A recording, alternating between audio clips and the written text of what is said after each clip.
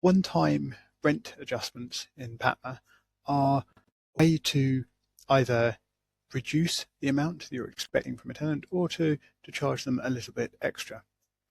To try and sort of clarify that a little bit, the rent record within PaTMa on a single tenancy is a balance between what PaTMa is expecting from the tenant, so the rent that is becoming due, or the one-off charges that are becoming due, and that is balanced against what the tenant actually pays.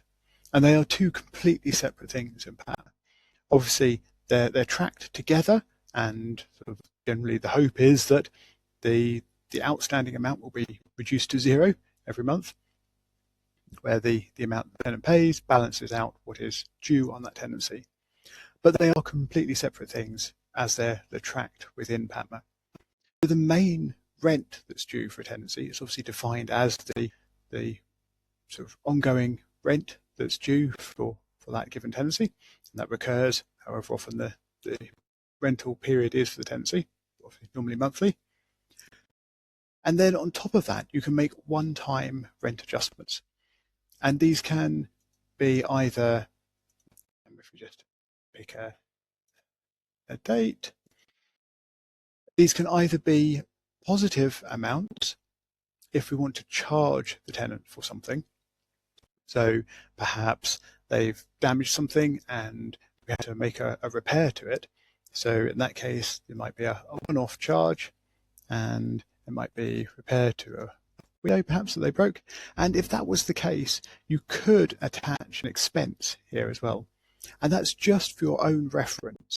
So you can see that this was a recharge of something that happened, and the expense would be the expense you paid out to someone to repair the window in this case. But that's just for your own reference. It doesn't have any impact or effect on how much the tenant is being charged or how much the tenant owes in extra for this rent adjustment. That's all down to the amount that is put in here. Alternatively, if we wanted to provide a discount for something, we can enter a negative number here. So maybe it was, maybe minus £100, and we're giving them the tenant a discount because they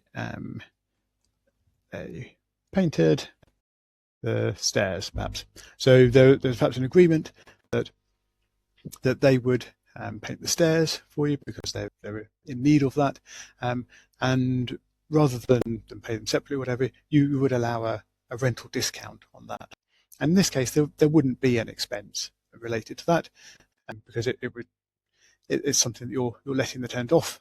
It's something that's cost you anything to recharge to them. So you would leave the expense completely empty, and you'd fill in the negative amount that you're changing the rent due by, because you're reducing the amount of rent that is due. Now, if we save this, you can then see on the rent record that the amount due, the amount due here is reduced by that £100 that we saw, and that means that the outstanding amount now, rather than being the £1,000 of the normal monthly rent, is now only £900 because it's been reduced by this £100 amount. Now, as I said, that's just what's due. It's completely separate from what paid. So if the tenant now paid their normal £1,000, it would then mean that they'd overpaid by £100, and this balance would then reflect that. And when we record rent, either here or through the bank feed, that amount could be whatever it is that's actually paid. It doesn't have to be what we've calculated here.